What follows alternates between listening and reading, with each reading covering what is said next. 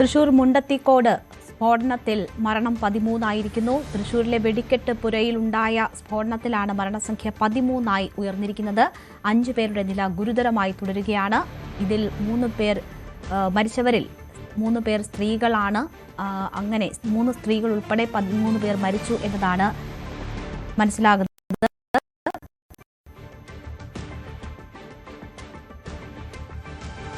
13 പേർ മെഡിക്കൽ കോളേജിലെ ബേണിംഗ് ICUവിൽ ഇപ്പോൾ ചികിത്സയിലാണ്. 12 വെടിക്കെട്ട് പുരകൾ കത്തിനശിച്ചു എന്നതാണ് ലഭ്യമാകുന്ന വിവരം. ഉഗ്രസ്ഫോടനത്തിന്റെ ഭീതിതമായ ദൃശ്യങ്ങളാണ് പുറത്തുവന്നത്.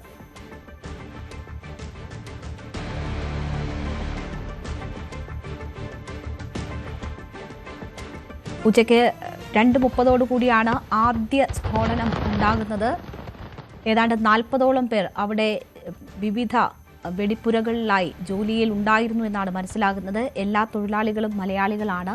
സ്ത്രീകൾ ഉൾപ്പെടെയുള്ള തൊഴിലാളികൾ ഉണ്ടായിരുന്നു. ഏതാണ്ട് 12ഓളം വെടിപ്പുരകളാണ് ഉണ്ടായിരുന്നത്. ഈ വെടിപ്പുരകളെല്ലാം തന്നെ കത്തിനശിച്ചു.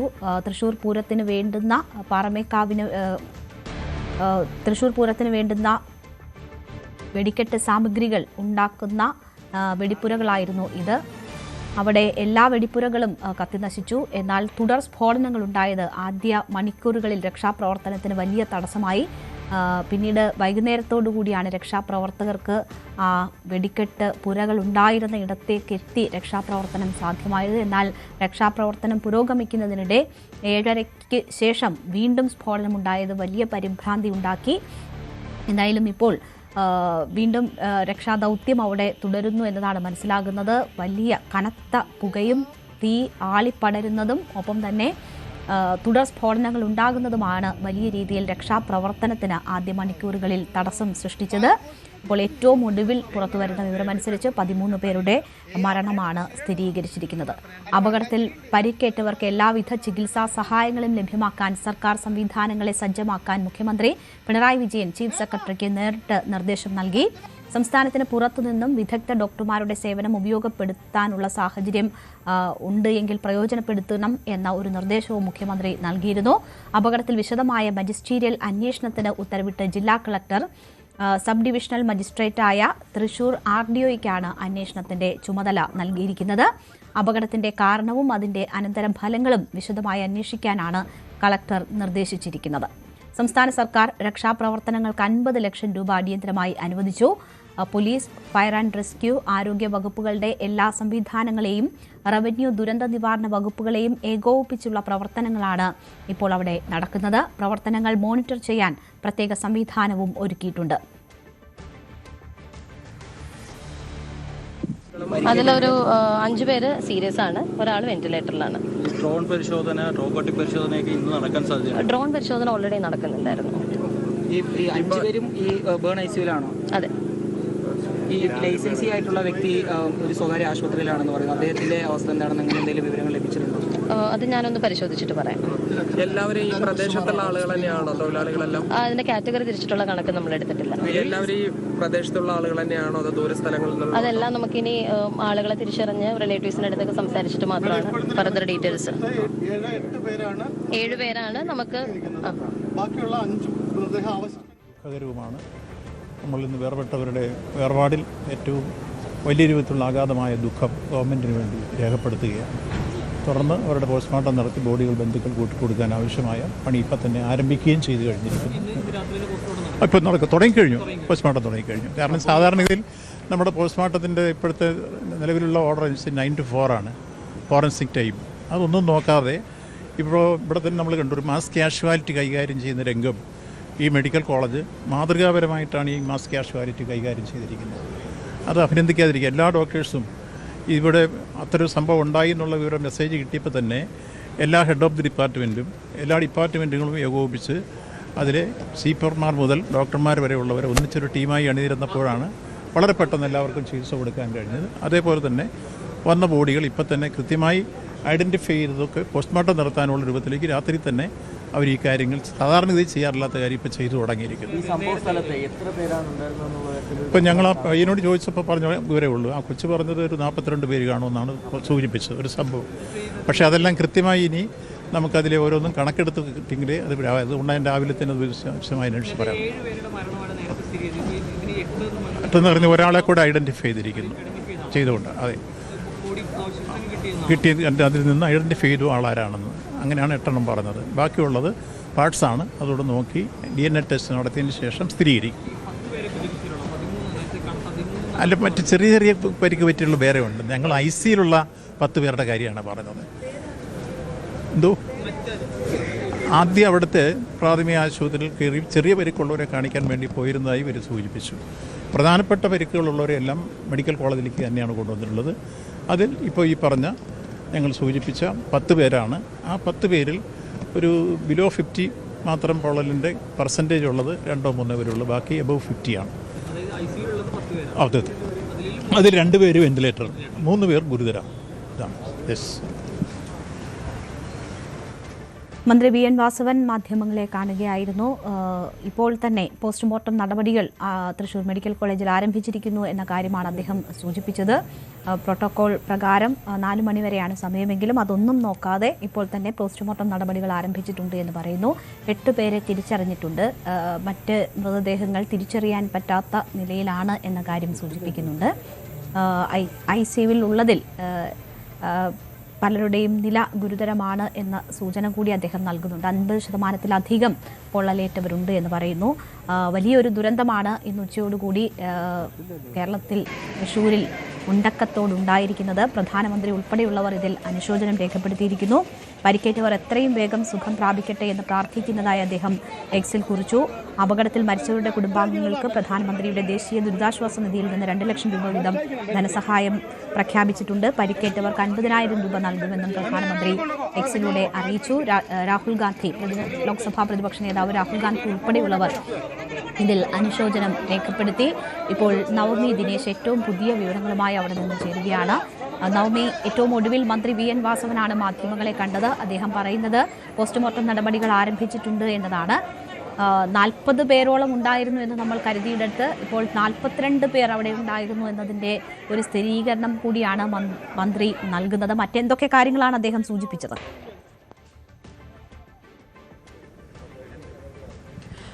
രേണുക, മന്ത്രി തന്നെ നമ്മളോടൊപ്പം ചേരുന്നുണ്ട്. മിനിസ്റ്ററെ, ഇപ്പോൾ 8 പേര് എന്നാണ് ഔദ്യോഗികമായിട്ടുള്ള കണക്ക് വന്നാൽ 13 ഒക്കെ പറയുന്നു. അങ്ങനെ ഉയരാനുള്ളൊരു സാധ്യതയുണ്ട്. 13 എന്ന് പറയുന്നതിൻ്റെ കണക്ക് ഇപ്പോൾ കുറേ പാർട്സ് ഉണ്ട്. ആ പാർട്സുകൾ ചേർത്ത് വെച്ച് ആരൊക്കെയാണെന്ന് സ്ഥിരീകരിക്കും. DNA ടെസ്റ്റ് നടത്തി. അപ്പോൾ ടോട്ടൽ എടുക്കുമ്പോൾ 13ഓളം വരാം എന്നുള്ള ആ കണക്ക് ശരിയാണ്. പക്ഷേ അതാരാണെന്ന് മനസ്സിലാക്കാതെ ഇത്ര പേരും നമ്മൾ മുൻകൂട്ടി പറയുന്നത് ശരിയല്ല. 8 പേരെ ഐഡൻറ്റിഫൈ ചെയ്തു എന്നുള്ളത് കൊണ്ടാണ് 8 ഞാൻ സ്ഥിരീകരിച്ച് പറഞ്ഞത്. ഇപ്പോൾ പിന്നെ അവിടെ പോസ്റ്റ്മോർട്ടം തുടങ്ങി. ഞങ്ങളിപ്പോൾ ഫോറൻസിങ്ങിനെ അങ്ങോട്ട് പോയി കഴിഞ്ഞാൽ ബാക്കി കാര്യങ്ങൾ ഒന്നുകൂടെ നോക്കിയിട്ട് കൃത്യമായിട്ട് പറയാം. ഈ സ്ഥലത്തെ ഒരു സാഹചര്യം എങ്ങനെയാണ്? അവിടെ പോയിരുന്നു. സംഭവം ഉണ്ടായ സ്ഥലത്ത് ഞങ്ങൾ പോയിരുന്നു. അവിടെ ഇപ്പോഴും ഒരു സ്ഫോടനത്തിൻ്റെ അവശിഷ്ടങ്ങളെല്ലാം കിടക്കുന്നുണ്ട്. ഏത് സമയത്തും ഒറ്റപ്പെട്ട സ്ഫോടനങ്ങൾ ഉണ്ടാകാവുന്ന അവസ്ഥ ഉണ്ടെന്നാണ് നിൽക്കുന്ന ഓഫീസേഴ്സ് എല്ലാം പറഞ്ഞത്. അതുകൊണ്ട് അകത്ത് കയറിപ്പോകാൻ പറ്റാത്തൊരു സ്ഥിതിയുണ്ട്. പിന്നെ ഇവിടെ ഒരു കുളമുണ്ട്. ആ കുളത്തിൽ മനുഷ്യ ശരീരത്തിൻ്റെ അവശിഷ്ടങ്ങളുണ്ടോ എന്നുള്ള പരിശോധിക്കാൻ സ്കൂബ ടീമിനെ ഇപ്പോൾ കൊണ്ടുവന്നിട്ടുണ്ട്. അതിപ്പോൾ പരിശോധിക്കുകയും ചെയ്യും. മൊത്തം എത്ര പേരുണ്ടെന്നാണ് ഒരു നിഗമനം? 40 തന്നെ. ഒരു ജോലിയിലുണ്ടായിരുന്ന ഒരു പയ്യൻ പറഞ്ഞ് ഞങ്ങൾ 42 പേരുണ്ടായിരുന്നു പറഞ്ഞ്. അതിലൊരു സ്ത്രീ നേരത്തെ ഇറങ്ങി ഓടിയതുണ്ട്, ഒരു പയ്യൻ നേരത്തെ ഇറങ്ങി ഓടി. അവരെല്ലാം ഞങ്ങൾ കണ്ടു. ആ ഓടിയവർക്ക് കൊച്ചു പരിക്കുകളൊക്കെ പറ്റിയിട്ടുണ്ട്, കാലിനൊക്കെ. അത് ചെറിയ പരിക്കേ ഉള്ളൂ, സാരമില്ല. അതുകൊണ്ടാണ് അവരുടെ ICയിലൊന്നും കൊണ്ടുപോകാതിരിക്കുന്നത്. എന്തായാലും മിനിസ്റ്ററാണ് സംസാരിച്ചത്. എംഎൽഎ, വലിയൊരു ദാരുണമായ സംഭവമാണ് അവിടെ നടന്നിരിക്കുന്നത്. ഇപ്പോൾ അന്വേഷണം ഇതിനോട് തന്നെ പ്രഖ്യാപിച്ചിട്ടുണ്ട്. പിന്നെ നമുക്കിനി ഈ രക്ഷാപ്രവർത്തനങ്ങൾ ഏത് വിധത്തിലാണ് ഇപ്പോൾ പോരുന്നത്? ഇപ്പോൾ അവിടെ രക്ഷാപ്രവർത്തനം നമ്മുടെ ആ പറമ്പിൽ പൂർണ്ണമായിട്ടും പിന്നെ തീ അണച്ചിട്ടുണ്ട്. പക്ഷേ ചെറുതായിട്ടൊക്കെ തന്നെ അവിടെ ചെറിയ അളവിലൊക്കെ പിന്നെ മിന്നുന്നുണ്ട്, ചില സ്പാർക്കുണ്ട്. അപ്പോൾ പുറത്തേക്ക് ഇറങ്ങി ഈ പറമ്പിന് ചുറ്റുമുള്ള കുളങ്ങൾ, കിണറുകൾ ഇപ്പോൾ സ്കൂബ സെറ്റ് പ്രത്യേകമായിട്ട് അത് പരിശോധിക്കുന്നുണ്ട്. ലൈറ്റിട്ട് ഈ പാഴ്സ് എവിടെയെങ്കിലും ഉണ്ടോ എന്നുള്ളതിൻ്റെ അന്വേഷണങ്ങൾ തുടരുന്നുണ്ട്. ഇനിയിപ്പോൾ രാവിലെ കുറച്ചുകൂടി ശാസ്ത്രീയമായിട്ട് യഥാർത്ഥത്തിൽ ഇപ്പോൾ ഇത് മണത്ത് പിടിക്കാൻ കഴിയുന്ന ഡോഗ് ഉൾപ്പെടെയുള്ള സംവിധാനങ്ങളെ കൊണ്ടുവന്നുള്ള പരിശോധന രാവിലെ നടത്തണം എന്നുള്ള നിർദ്ദേശമാണ് ഇപ്പോൾ നേരത്തെ കൊടുത്തത്. ഏകദേശം 40ഓളം വരുന്ന പോലീസുകാരെ ഗാർഡായിട്ട് അതിന് ചുറ്റും തന്നെ വിന്യസിച്ചിട്ടുണ്ട് എന്നുള്ളതാണ് നേരത്തെ അവിടെ ചെയ്തിട്ടുള്ള പ്രവർത്തനങ്ങൾ. അപ്പോൾ അവിടെ തുടരുന്നുണ്ട് മറ്റേ തെരച്ചിൽ തുടരുന്നുണ്ട്. രാത്രിയും എന്തായാലും അല്ല, രാത്രിയിൽ ഈ പറഞ്ഞ സ്ഥലങ്ങളിൽ രാത്രിയിൽ ഈ സ്ഫോടനം നടന്ന ആ കോമ്പൗണ്ടിനകത്ത് സഞ്ചരിക്കുന്നത് കുറച്ച് വെളിച്ചത്തിൻ്റെ അല്ല, അത് എപ്പോഴും സ്പാർക്ക് ചെയ്യുന്നുണ്ട്. അപ്പോൾ അതുകൊണ്ട് അത്തരം കാര്യങ്ങൾ ശ്രദ്ധിച്ചു വേണം അവിടെ നീങ്ങാന്നുള്ളത് കൊണ്ടാണ്. കാരണം തിരയുന്നവരുടെ ജീവൻ കൂടി നമ്മൾ കാണണമല്ലോ, എന്താണ് പൊട്ടാതെ കിടക്കുന്നതെന്ന് പറയാൻ കഴിയില്ലല്ലോ. അപ്പോൾ അതിൻ്റെ ഒരു പരിമിതിയാണ് അപ്പോൾ ഉള്ളത്. ഇപ്പോൾ കിണർ, കുളം, അതുപോലെ തന്നെ ചാലുകൾ അവിടെയൊക്കെ പരിശോധന നടക്കുന്നുണ്ട്. കുളത്തിലിപ്പോൾ ആ സ്ക്യൂബ ടീം തന്നെ ഇറങ്ങി പരിശോധിക്കുന്നുണ്ട്. ആശുപത്രിയിലുള്ളവരുടെ ഒരു സാഹചര്യം നേരത്തെ പറഞ്ഞല്ലോ മിനിസ്റ്റർ, ആശുപത്രിയിൽ പൊതുവിൽ ഇപ്പോൾ നേരത്തെ പറഞ്ഞു ഡെത്തായവരുടെ സംഗതി കഴിഞ്ഞു. 2 പേര് വെന്റിലേറ്ററിലുണ്ട്, ബാക്കിയുള്ളവർ ബേൺസ് ഐസിയുവിനകത്ത് ട്രീറ്റ്മെൻറ്റിലാണ്. ഇപ്പോൾ എല്ലാ സൗകര്യങ്ങളും ഡോക്ടർമാരും മറ്റ് സംവിധാനങ്ങളെല്ലാം തന്നെ അവിടെ ഉണ്ടാക്കിയിട്ടുണ്ട്. ഓടി രക്ഷപ്പെട്ടവരും ചെറിയ ചെറിയ പരിക്കുകളായിട്ട് ആശുപത്രിയിലുണ്ട്. ഈ കരാറുകാരൻ സതീഷിൻ്റെ അദ്ദേഹം പിന്നെ വെന്റിലേറ്ററിലാണെന്നാണ് മനസ്സിലാക്കുന്നത്. എന്നാലും സ്ഥല MLA ആണ് പ്രതികരിച്ചത്. ആശുപത്രിയിലുള്ളവരുടെ 8 പേരുടെ മരണമാണ് മന്ത്രി സ്ഥിരീകരിച്ചത്. കാരണം ആദ്യം 13 എന്ന് പറയുമെങ്കിൽ പോലും അത് സ്ഥിരീകരിക്കേണ്ട സാഹചര്യം കൂടിയുണ്ട്. കാരണം പല പാർട്സുകളായിട്ടാണ് അല്ലെങ്കിൽ ഓരോ ശരീരഭാഗങ്ങളായിട്ടാണ് ഇങ്ങോട്ടേക്ക് എത്തിച്ചത്. ആ ഒരു അടിസ്ഥാനത്തിലാണ് 13 പറഞ്ഞത്. എന്തായാലും മരണസംഖ്യ ഉയരാനുള്ളൊരു സാധ്യതയുണ്ട്. എന്തായാലും സ്ഥിരീകരിച്ചുള്ളൊരു കണക്കാണ് മന്ത്രി പറഞ്ഞത്. 8 പേരാണ് മരിച്ചിരിക്കുന്നത്. ICUവിൽ 10 പേരുണ്ട്, 2 പേർ വെന്റിലേറ്ററിലാണ്, 3 പേരുടെ നില അതീവ ഗുരുതരമായി തുടരുന്നു. ഇങ്ങനെയാണ് രേണുക ആശുപത്രിയിലുള്ളവരുടെ കണക്ക്. ഇപ്പോൾ മന്ത്രി P. രാജീവ് ആശുപത്രിക്കുള്ളിലേക്ക് എത്തിയിട്ടുണ്ട്. അദ്ദേഹം ആശുപത്രിയിൽ സന്ദർശിക്കുകയാണ്, ഈ പരിക്കേറ്റവരെയൊക്കെ സന്ദർശിക്കുകയാണ്. വലിയ ജനത്തിരക്ക് തന്നെയാണ് ഇവിടെ അനുഭവപ്പെടുന്നത്. അതിനിടയിൽ ഈ രക്ഷാപ്രവർത്തകരും ഇവിടെയുണ്ട്. അതോടൊപ്പം തന്നെ ഇത് അറിഞ്ഞ് ഇത്രയും വലിയൊരു ദുരന്ത വാർത്ത അറിഞ്ഞ് ഓടിയെത്തിയവരുണ്ട്. ഇവിടെ എല്ലാ സംവിധാനങ്ങളും ഒരുക്കിയിട്ടുണ്ട്. ഈ കൊണ്ടുവരുന്ന ആളുകളെ എത്രയും വേഗം ചികിത്സ ലഭിക്കാമോ അത്രയും വേഗം എത്തിക്കുന്നതിന് വേണ്ടിയിട്ടുള്ള എല്ലാ സജ്ജീകരണങ്ങളും ആശുപത്രിയിൽ ഒരുങ്ങിക്കഴിഞ്ഞു. അതിനിടയിൽ 3 പേരുടെ പേര് വിവരങ്ങൾ പുറത്തു വരുന്നുണ്ട്. 3 പേരുടെ മരിച്ചവർ ആരൊക്കെയാണെന്നുള്ള വിവരം വരുന്നുണ്ട്. അതൊന്ന് സുദർശൻ, 54 വയസ്സാണ്, പഴയന്നൂർ, തൃശ്ശൂർ തന്നെ പഴയന്നൂർ സ്വദേശിയാണ്. രണ്ടാമത്തെ ആൾ വാസുദേവൻ, 54 വയസ്സാണ്, അത് കച്ചൂർ പാലക്കാട് സ്വദേശിയാണ്. മറ്റൊന്ന് 40 വയസ്സുള്ള സുവിൻ കുണ്ടന്നൂർ തൃശ്ശൂർ സ്വദേശിയാണ്. മുതുക്കാട്ടിൽ സുവിൻ. അങ്ങനെ 3 പേരെയാണ് തിരിച്ചറിയാൻ സാധിച്ചിട്ടുള്ളത്. ഇപ്പോഴും ഇനി തിരിച്ചറിയാൻ ഒരുപാട് പേരുണ്ട്. ഇനി കാരണം നമുക്കറിയാം 42, ഇപ്പോൾ മന്ത്രി പറഞ്ഞതനുസരിച്ച് 42 പേരാണ് ഈ അപകടത്തിൽപ്പെട്ടത്. അതിൽ ചിലരൊക്കെ ഇറങ്ങി ഓടി രക്ഷപ്പെട്ടവരുണ്ട്, ചെറിയ പരിക്കുകൂട് ഉള്ളവരുണ്ട്.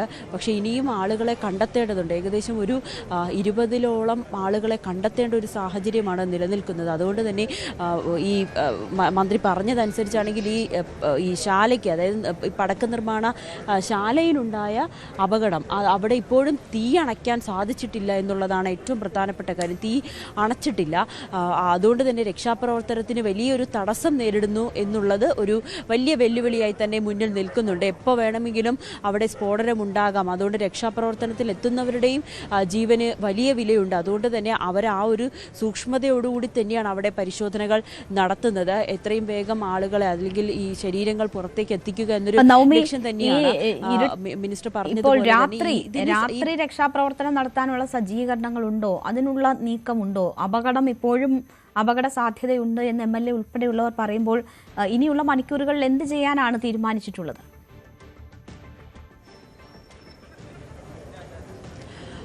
രേണുക, എന്തായാലും പരിശോധന ആ രീതിയിൽ തന്നെ പുരോഗമിക്കുകയാണ്. അതിൽ മാറ്റമൊന്നുമില്ല. പക്ഷെ അപ്പോഴും വെല്ലുവിളിയാകുന്നത് ഈ നിർമ്മാണ ശാലയിൽ ഇപ്പോഴും ചെറിയ സ്ഫോടനങ്ങൾ ഉണ്ടായിക്കൊണ്ടിരിക്കുകയാണ്. അതുകൊണ്ട് ഫയർഫോഴ്സിനോ രക്ഷാപ്രവർത്തകർക്കോ നാട്ടുകാർക്കോ ഒന്നും ആ ഏരിയയിലേക്ക് ഉള്ളിലേക്ക് കടക്കാൻ കഴിയുന്നില്ല എന്നുള്ളതാണ് ഏറ്റവും പ്രധാനപ്പെട്ട കാര്യം. നമ്മളോട് ഇപ്പോൾ ശോഭ സുരേന്ദ്രനും കൂടി ചേരുന്നുണ്ട്.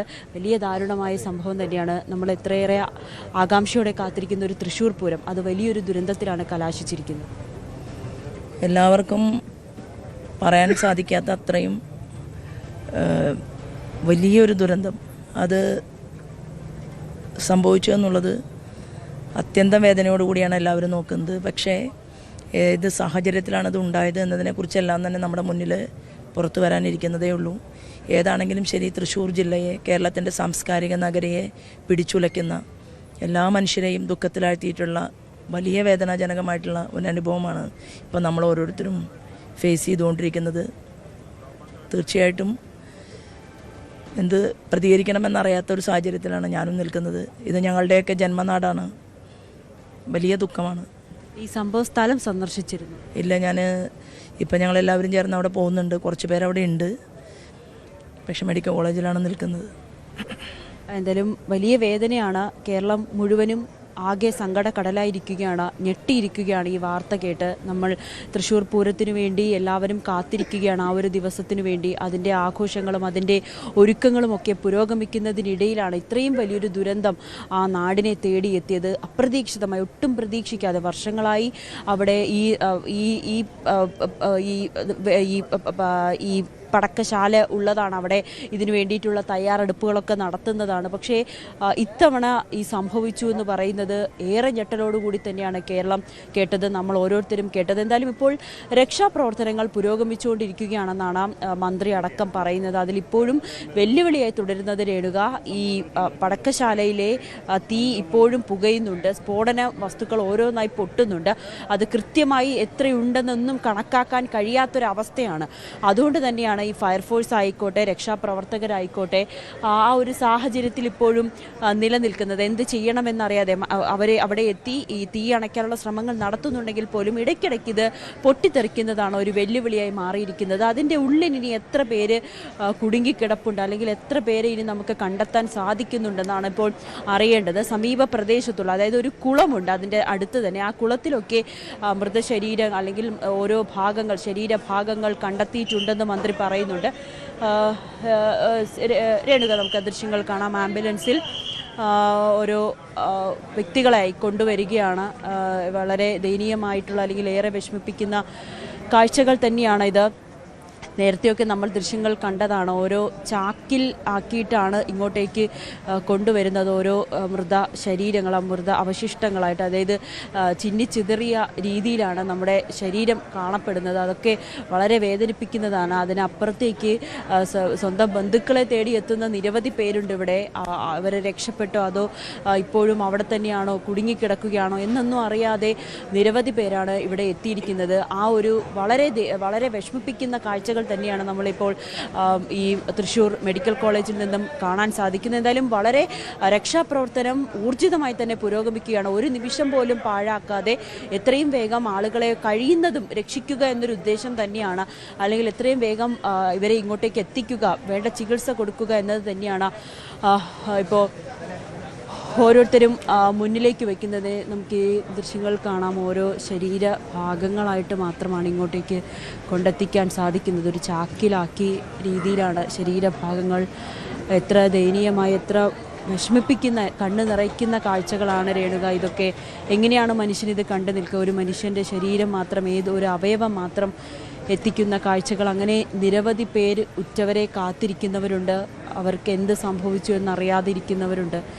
എന്തായാലും രക്ഷാപ്രവർത്തനം ഇപ്പോഴും പുരോഗമിക്കുകയുണ്ട്. ഇടയ്ക്കിടയ്ക്കുള്ള ഈ സ്ഫോടനത്തിൻ്റെ പൊട്ടിത്തെറിയാണ് അതിലേറെ ഈ രക്ഷാപ്രവർത്തനത്തിൽ ഒരു പ്രതികൂല സാഹചര്യമായി നിൽക്കുന്നത്. അപ്പോൾ പോലും കഴിയുന്നതും ആളുകളെ രക്ഷപ്പെടുത്തുക, അല്ലെങ്കിൽ അവരുടെ ശരീരങ്ങൾ ആശുപത്രിയിലേക്ക് എത്തിക്കുക എന്നത് തന്നെയാണ് ഇപ്പോൾ മുന്നോട്ട് വയ്ക്കുന്നത്. എന്തായാലും